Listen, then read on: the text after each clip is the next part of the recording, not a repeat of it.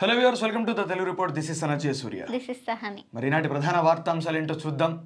అంతకంటే ముందు ఒక విషయం మనం మాట్లాడుకుంటే, న మృత్యుర్న శంకాన మే జాతి భేదం పితానైవ మేనైవ మాతా చ జన్మ న బంధుర్న మిత్రా గురుర్నైవ శిష్యం చిదానంద రూప శివోహం శివోహం చిదానంద రూప శివోహం శివోహం. ఇది శంకరాచార్యుడు నిర్వాణ షట్కంలో చెప్పినటువంటి ఒక గొప్ప శ్లోకము. దాని అర్థం ఏంటంటే, నాకు భయము లేదు, నాకు మరణ భయం అసలే లేదు, నాకు బంధువులు లేరు, నాకు గురువులు లేరు, శిష్యులు లేరు, నాకు జాతి భేదం అసలే లేదు, కుల కట్టుబాట్లకు నేను బంధీని కాదు, నేను శివుడను అని చెప్పి శంకరాచార్యుడు చెప్పిండు. అహం నిర్వికల్పో నిరాకార రూపో విభుత్వాచ సర్వత్ర సర్వేంద్రియానాం అని చెప్పి అదే శ్లోకంలో కూడా చెప్తాడు. నేను ప్రతి జీవిలోను, ప్రతి మనిషిలోను, ఈ సర్వ ప్రపంచంలోని సృష్టి లోపట కూడా అందరి యందు సమానంగా నిండి ఉన్నా అని చెప్పి చెప్తా ఉన్నాడు. ఇది ఎవ్వరో చెప్పింది కాదు. నిర్వాణ షట్కం ఓపెన్ చేయండి, అందులో చూడండి, చదవండి. శంకరాచార్యుడు చాలా స్పష్టంగా రాసినటువంటి గొప్ప శ్లోకాలు ఇవన్నీ కూడా. ఆయన కంటే గొప్పోళ్ళు కాదు కదా. దుర్మార్గం అనేటటువంటి ఒక మాటను పట్టుకొని ఈరోజు ధర్మానికి వ్యతిరేకంగా మాట్లాడుతూ ఉన్నారు అని చెప్పి చాలామంది మీద ఈరోజు మొత్తం సోషల్ మీడియాలో పట్ల ట్రోలింగ్ చేసేటటువంటి ముఠాలకి ఈరోజు నేను చెప్తా ఉన్నా, ఒక్కసారి మన వాంగ్మయాన్ని గుర్తు తెచ్చుకుంటే ఏది దుర్మార్గం అనేది అర్థమైపోతుంది. అన్ని జీవులలో పట్ల సమానంగా సర్వత్రా నిండి ఉన్నా అని చెప్పి అక్కడ వాళ్ళు రాస్తే, కొంతమంది సంఘ సంస్కర్తలు ఎవరైతే ఉన్నారో, వీరబ్రహ్మేంద్ర స్వామి కావచ్చు, శంకరాచార్యుడు కావచ్చు, ఇట్లాంటి వ్యక్తులు, మతాన్ని సంస్కరించడానికి వచ్చినటువంటి వ్యక్తులు ఎవరైతే అవి రాస్తున్నారో, అది పాటించినప్పుడు దుర్మార్గం మనదవుతుందా వాళ్ళదవుతుందా? మంతని లోపట మధుకర్ని హత్య చేసి మనుస్మృతిలో చెప్పినట్టుగా విపరీతమైనటువంటి హింస పెట్టి ఆ వ్యక్తిని చంపేసిండ్రు. ఎంత దారుణంగా చంపేశారు. కాళ్ళు చేతులు విరగ్గొట్టి నోట్లోపట అశుద్ధాన్ని వేసి గ్యాసున పోసి మహా దారుణమైనటువంటి స్థాయిలో ఆ వ్యక్తిని చంపేసిర్రు. ఇది దుర్మార్గం కాదా? మిరియాల గూడలోపట ప్రణయిని నడి వీధి లోపట గొడ్డలు అందుకొని ముక్కలు చేసి నరికేసారు. అది దుర్మార్గం కాదా? కులం పేరుతోటి, పరువు హత్యల పేరుతోటి ఎంతమందిని పొట్టన పెట్టుకున్నారు. ఒక్క కులం నుంచి ఇంటర్ కాస్ట్ మ్యారేజ్ చేసుకుంటే అది దేశం లోపల ఇప్పటి వరకు కూడా ఎంత దారుణమైనటువంటి తప్పు. ఒకటే మతంలో ఉన్నటువంటి ఇద్దరు వ్యక్తులు పెళ్లి చేసుకుంటే తప్పేమున్నది అక్కడ? ఇది కదా సమానత్వం. సమానత్వం అంటే మైకుల ముంగట స్పీచ్లు ఇవ్వడానికి కాదు కదా. మేము హిందువులము, గంగా సింధు బిందువులము అని చెప్పని అన్నప్పుడు, అందరం ఒకటే అన్నప్పుడు, మరి ఒకరినొకరు పెళ్లి చేసుకోవడానికి, ప్రేమించి పెళ్లి చేసుకునేది ఇదేదో పాశ్చాత్య సంస్కృతి అది అని చెప్పి మాట్లాడేటటువంటి పరిస్థితికి ఎందుకు వస్తుంది? మన పాశ్చాత్య విధానాలను వ్యతిరేకించినప్పుడు డిసెంబర్ 31 గురించి, జనవరి 1 గురించి ఈరోజు మొత్తం రచ్చబెడతారు. సోషల్ మీడియా లోపల మనది ఉగాది ఉగాది ఉగాది అని చెప్పి మొత్తం ఊదరగొడతా ఉంటారు.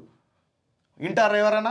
వినరు. ఎందుకు వినరు అని చెప్పానంటే, దేశంలో ఉన్నటువంటి 90% మంది ఇక్కడ సెక్యులర్గా డెమోక్రటిక్గా బ్రతకాలని చెప్పని అనుకునే వలన బలవంతంగా ఈరోజు కొంతమంది ముఠాలు అట్లా మార్చే ప్రయత్నం చేస్తాయి.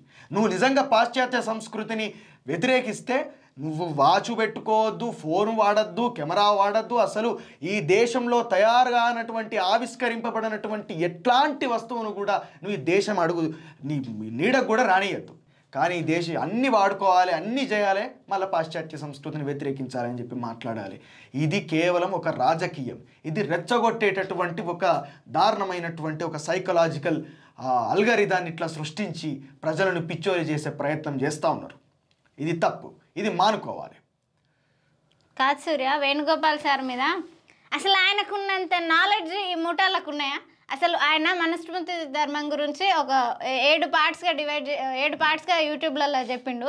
అంటే ఆయన అన్ని చదివిండు. ఇటు రాజ్యాంగం, అంబేద్కర్ రాసిన బుక్స్, కృష్ణుడి రహస్యాలు కావచ్చు, ఈ మనుస్మృతి అన్ని పుస్తకాలు చదివి అంత జ్ఞానం పొంది ఆయన ఎటు సైడ్ ఉండాలా అనేది ఆయన నిర్ణయం. బుక్ స్టాల్లో ఏ బుక్స్ ఏం పెట్టాలి అనేది ఆయన నిర్ణయం. ఏమైనా వాళ్ళకి ఇబ్బంది ఉంటే కంప్లైంట్ చేయాలి, అంతేగాని అసలు వీళ్ళు కూడా అంత నాలెడ్జ్ గెయిన్ చేసుకొని అప్పుడు ఆయన మీద ఫైట్కి దిగాలి. ఉట్టిగానే అసలు ఆయనకు ఫైట్కి దిగాల్సిన అవసరం ఏముంది? లీగల్గా చూసుకోవాలి కదా వీళ్ళు. నిజంగా తప్పు చేసిండు అనిపిస్తే ఖచ్చితంగా లీగల్కి వెళ్ళదు. మీరు కౌంటర్ ఇంకొక బుక్ రాస్తారు. ఆయన పర్సనల్ కిడ్నాపింగ్ అని అడగాల్సిన అవసరం లేదు, ఏముంది. ఆయన అడిగి మళ్ళీ ఆయన మీద దాడి, ట్రోల్స్ ఎందుకు? అంతే ఒక మనిషిని అంత ఇబ్బంది. ఆయన దళితుడనేనా? ఇంకా నిన్న మన టీచర్ని కూడా ఆయన దళిత, ఎక్కడ చూసుకున్నా కూడా దళితుల మీదనే దాడి జరుగుతుంది సూర్య. మనం ఎక్కడ చూసుకున్నా ఇదే. అంటే ఈ మతోన్మాదులు ఇంకెంతకు దిగజారుతారు, ఎంతకైనా దిగజారుతారు. ఉన్మాదం అది ఏ మతం లోపల ఉన్నా ఖచ్చితంగా దిగజార్చడానికి మాత్రమే అది ప్రయత్నం చేస్తే తప్పించి ఎదుగుదలకు మాత్రం ప్రయత్నం చేయదు. పాజిటివిటీ కోసం దేవుని నమ్మండి, కానీ ఇట్లాంటి దుర్మార్గమైన పనులు చేయడానికి అయితే అసలు ఇబ్బంది పెట్టొద్దు. అది మనం చెప్పడం కూడా వేస్ట్. ఎందుకంటే చదువుకున్న వాళ్ళు అట్లే చేస్తున్నారు, చదువు రాని వాళ్ళు కూడా అట్లే చేస్తూ ఉన్నారు. ఇక్కడ తల్లిని 4 చెల్లెలను చంపేశాడు, గొంతు మణికట్టు కోసి హత్యలు. యూపీలోని లఖనవులో ఘటన. హత్యల తర్వాత హంతకుడి వీడియో. మా మతస్థులే ఆగ్రాలోని మా ఇంటిని ఆక్రమించుకున్నారు, నా చెల్లెలను హైదరాబాద్లో అమ్మే కుట్ర, మేము హిందూ మతంలోకి మారాలనుకున్నాం. వీడియోల వ్యాఖ్యలు, అన్ని కోణాల పోలీసుల దర్యాప్తు. 24 ఏళ్ల మహమ్మద్ అర్షద్ను అరెస్టు చేసిన పోలీసులు జరిగిన ఘటనపై దర్యాప్తు జరుపుతున్నారు. అర్షద్ కుటుంబం యూపీలోని ఆగ్రాలో నివసిస్తోంది. తల్లి అస్మా, 4 చెల్లెలు ఆల్షియా, రహ్మీన్, అక్సా, అలియా. వీరి తండ్రికి సంబంధించిన వివరాలు వెల్లడి కాలేదు. ఇటీవల వీరందరూ అజ్మీర్కు వెళ్లారు. అక్కడి నుండి సోమవారం లక్నో చేరుకుని స్థానికంగా ఉన్న శరణ్జీత్ అనే హోటల్లో దిగారు. మంగళవారం రాత్రి అర్షద్ విషం కలిపిన ఆహారం తీసుకొచ్చి తల్లి చెల్లెలకు అందజేశాడు. వారు అది తిన్న తర్వాత ఒక్కొక్కరిని చంపేశాడు. కొందరిని చున్నీతో గొంతు నిలిమి చంపగా మరికొందరిని మణికట్టు వద్ద బ్లేడ్తో కోసి చంపాడు. చంపేటప్పుడు అరవకుండా నోట్లో గుడ్డలు పెట్టి అదిమాడు. తల్లి చెల్లెలను చంపిన అనంతరం అర్షద్ హోటల్ గదిలోనో వీడియో చేసి సోషల్ మీడియాలో విడుదల చేశాడు. వైరల్గా మారిన ఆ వీడియోలో తమ కుటుంబానికి కొందరు అన్యాయం చేశారని తెలిపాడు. ఆగ్రాలో తాము నివసించే ఇంటిని పొరుగు వాళ్ళు బలవంతంగా లాగేసుకున్నారని, 10 రోజులుగా తమ కుటుంబం మొత్తం చలిలో ఫుట్పాత్ పైనే తలదాచుకుంటుంటుందని పేర్కొన్నాడు. రాను అలియాస్ అఫ్తాబ్, అలీం ఖాన్, సలీం అహ్మద్, రాను అరీఫ్, అజహర్ అనే వ్యక్తులు తమకు అన్యాయం చేశారని, వీరందరూ కలిసి ఓ భూ ఆక్రమణ మాఫియాను నడుపుతున్నారని, అమ్మాయిల అక్రమ రవాణాకు కూడా వీళ్ళు పాల్పడుతున్నారంటూ వాళ్ళ మీద ఆరోపణలు కూడా చేశాడు. అంతేకాకుండా ప్రధానమంత్రికి, అదేవిధంగా యూపీ ముఖ్యమంత్రి యోగి ఆదిత్యనాథ్ కూడా ఒక విజ్ఞప్తి చేశాడు. ఏం చేశారంటే, దేశంలో ముస్లింలందరూ ఒకే రకమైన వాళ్ళు కాదు, మేము చనిపోయిన తర్వాతనైనా మాకు న్యాయం చేయండి. యోగీజీ మీరు గొప్పగా పనిచేస్తున్నారు, ఇటువంటి ముస్లింలను వదిలిపెట్టద్దు, వారు భూ ఆక్రమణ, నకిలీ కరెన్సీ, చట్ట వ్యతిరేక కార్యకలాపాలకు పాల్పడతా ఉన్నారు అని అర్షద్ పేర్కొమ్మన్నాడు. ఆక్రమణకు గురైన తమ ఇంటిని ఆలయంగా మార్చాలని, తమకు సంబంధించిన వాటిని తన చెల్లెళ్ళు సేకరించుకున్న వస్తువులను అనాథ శరణాలయానికి అందజేయాలని కోరాడు. ఇక్కడ ఏంటంటే, మా మతం మంచిదంటే, మా మతం గొప్పది, మా మతంలో ఇట్లున్నది, నీ మతంలో అట్లున్నది అని చెప్పి విమర్శించుకునే వాళ్లకు ఇట్లాంటి సంఘటనలు కొంచెమన్నా కనువిప్పు కలిగించాలి. ఎందుకు ఈ మాట మాట్లాడుతూ ఉన్నామంటే, ఈరోజు ఒక ముస్లిం వ్యక్తి అర్షద్ను అన్యాయం చేసింది ఎవరో హిందువులైతే కాదు, అతని మతంలో ఉన్నటువంటి ముస్లిమ్సే అతన్ని ఈ విధంగా దారుణంగా తన కుటుంబాన్ని తానే చంపుకునేటట్లు చేసేసారు. తన చెల్లెలను అమ్మాలని ప్రయత్నం చేసిండ్రట. తన ఆరోపణలు చేస్తున్నది వాస్తవాలా కాదని తర్వాత విషయం తెలుస్తుంది. ఆ వ్యక్తి ఆత్మహత్యకు కూడా పాల్పడదామని చెప్పని అనుకున్నాడు, కానీ పోలీసులు చాకచక్యంగా తొందరగా అతను పట్టుకున్నట్ల ఆ ఒక్క వ్యక్తిని అరెస్ట్ చేసిండ్రు. అతను వీడియోలో చాలా స్పష్టంగా చెప్తా ఉన్నాడు, నేను హిందువుల్లోకి మారాలనుకున్నా అని చెప్పి ఆయన చెప్తా ఉన్నాడు. ఇక్కడ ఏంటంటే స్వేచ్ఛ, ఎవరి స్వేచ్ఛ వాళ్ళకున్నది. ఆ మనిషికి ఎంత దారుణంగా మానసికంగా అతను కుంగిపోతే ఇట్లాంటి నిర్ణయం తీసుకునే పరిస్థితికి వస్తుంది. ఇక్కడ ఏంటి, ఈ కాన్ఫ్లిక్ట్ రావడానికి కూడా కారణము ముస్లిమ్స్ హిందువులు అనేటటువంటి అగాధాన్ని ప్రభుత్వాలు సృష్టించినాయి కాబట్టి. అతను విజ్ఞప్తి చేస్తుండొచ్చు, కానీ యూపీ లోపల కేవలం పర్టిక్యులర్గా కావాలని ఒక వర్గానికి సంబంధించినటువంటి మాఫియా మీద మాత్రమే దాడి జరుగుతూ ఉంది తప్పించి, లేకపోతే తక్కువ కాస్ట్గా భావించేటటువంటి వ్యక్తుల మీదనే దాడి జరుగుతుంది. కానీ ఎంతమంది బీజేపీ లోపటనే, గవర్నమెంట్ లోపటనే ఆత్మహత్యల ఆరోపణలు ఉన్నటువంటి వ్యక్తులు లేరా? బ్రిజ్ భూషణ్ చరణ్ సింగ్ మీడియా ముఖంగా నేను ఒక హత్య చేసిన అని చెప్పి చెప్పలే, నా మీద నేను అది చేసిన అని చెప్పి ఒప్పుకున్నాడు. అట్లాంటి వ్యక్తి వినేష్ ఫోగట్ని లైంగికంగా వేధింపులకు గురి చేసినటువంటి ఆరోపణలు ఉంటే దాని మీద ఎంక్వైరీ లేదు. గవర్నమెంట్ లోపట్నే ఇట్లాంటి దారుణమైనటువంటి వ్యక్తులను పెంచి పోషిస్తున్నటువంటి పార్టీలు ఉన్నాయి. అట్లాంటి పరిస్థితులలో మీరెవరికి న్యాయం చేస్తారో ఇక చూడాలి. బట్ తిన చేసింది కూడా కరెక్ట్ కాదు సూర్య. అతను చేసింది కరెక్ట్ కాదు, అతని మానసిక పరిస్థితి అట్లా ఉంది. బట్ అది చేసింది కరెక్ట్ అని చెప్పి మనం ఎందుకు అంటాం, కానీ కారణాలకు గనక ఒకసారి మనం బ్యాక్ ఎండ్లో చూసుకుంటే ఏమున్నది, ఇబ్బందులకు గురి చేసి మేడ్చల్ శామీర్పేటకు మెట్రో పొడిగింపునకు CM Revanth Reddy green signal. ఉత్తర ప్రాంత వాసులకు కొత్త సంవత్సరం కానుక. అంతేకాకుండా ఇటు లంగర్ హౌస్, మెహదీపట్నము, ఈ మణికొండ ఈ ఏరియాలకు కూడా మెట్రో ఇవ్వండి. ఎందుకంటే అటు సైడ్ మెట్రో లేదు, అటు సైడ్ ఎంప్లాయీస్ చాలామంది ఉన్నారు. అక్కడ రూమ్లు తీసుకొని తక్కువ ఎక్కువ అక్కడ ఫ్లాట్స్లలో వండుకుంటా సాఫ్ట్వేర్ ఎంప్లాయీస్కి చాలా ఇబ్బంది అవుతుంది. మేము ప్రత్యక్షంగా చూసినాం కూడా. ఆ చివరి దాకా పొడిగించినప్పుడు ఈ చివరి దాకా కూడా పొడిగించాలి కదా. మాజీ బ్యాంక్ మేనేజర్ ఉరఫ్ లేడీ రౌడీ షీటర్. ఏపీలో హడలెత్తిపోయిన ప్రభావతి క్రైమ్ హిస్టరీ. బ్యాంకులో పనిచేస్తుండగా బంగారం చోరీ, దీంతో ఉద్యోగం నుంచి ఉద్వాసన, స్వగ్రామం చేరుకొని అరాచకాలు, రౌడీ షీట్ తెరిచిన పోలీసులు. తాజాగా జనసేన నేతపై దాడి, కుటుంబంతో కలిసి కొట్టిన ప్రభావతి, స్పృహ తప్పిన నేత, ఆసుపత్రిలో చికిత్స. గ్రేటే. ఇట్లా మరి ఆడవాళ్ళు రౌడీలుగా మారడం అంటే కావాల్సిందే. ఎందుకంటే అందులో కూడా తెలవాలి. అంతే ఈక్వాలిటీ అంటారు కదా, ఈమె అక్కడ బాగా ఫాలో అయినట్టుంది బాగా. సైబర్ నేరగాళ్ళు ఇప్పుడు వాళ్ళే ఉండకుండా మేము కూడా రౌడీలాగా క్రైమ్ ఇట్లా అయిపోతామని చెప్పేసి. సినిమా రంగంలో భవిష్యత్తు అమరావతిదే. తొలి రోజుల్లో టాలీవుడ్కు బెజవాడ కేంద్రంగా ఉండేది ఏపీ సీఎం చంద్రబాబు నాయుడు. ఈయనకు సినిమా రంగం మీద ఉన్నటువంటి ఇంట్రెస్ట్ ఇక దేని మీద ఉండదు. ఎందుకంటే ఈయనకు మొత్తం ఇచ్చినటువంటి హామీలు నెరవేర్చడానికి చూస్తే భయం వేస్తుంది, ఎంబటే భయం వేస్తుంది ఆయనకు. బట్ ఏంటంటే అధికారంలోకి వచ్చినటువంటి మొదటి రోజే ఈ సినిమా ఇండస్ట్రీకి టికెట్ రేట్లు పెంచుతూ రాయి తెలుస్తూ ఫస్ట్ సైన్ చేస్తాడు వాటి మీద. ఎందుకంటే ఫండింగ్ ఇచ్చేది వాళ్ళే కదా పూర్తిగా. సినిమా ఇండస్ట్రీని చెప్పు చేతుల్లో పెట్టుకున్నాడు. నటులను, అగ్రనటులను, ఎక్కువ రెమ్యునరేషన్ తీసుకునేటటువంటి నటులను, డైరెక్టర్లను పిలిచి గ్రాఫిక్స్ వేయించడము, ఇట్లాంటి స్టంట్స్, ఇట్లాంటి నాటకీయత అంతా మొత్తం చంద్రబాబు నాయుడు దగ్గరనే చూస్తాము. ఇంగ్లీష్ మీడియాలో ఎందుకని చెప్పని అంటారు. ఇతనితో ఉన్నటువంటి తోకనైతే ఇక ఆయనే మొత్తం ఇంగ్లీష్ మీడియం స్కూల్స్ కావాల్సి వస్తే మీరు యూట్యూబ్లో చూసి నేర్చుకోండి అని చెప్పని అంటాడు ఆయన.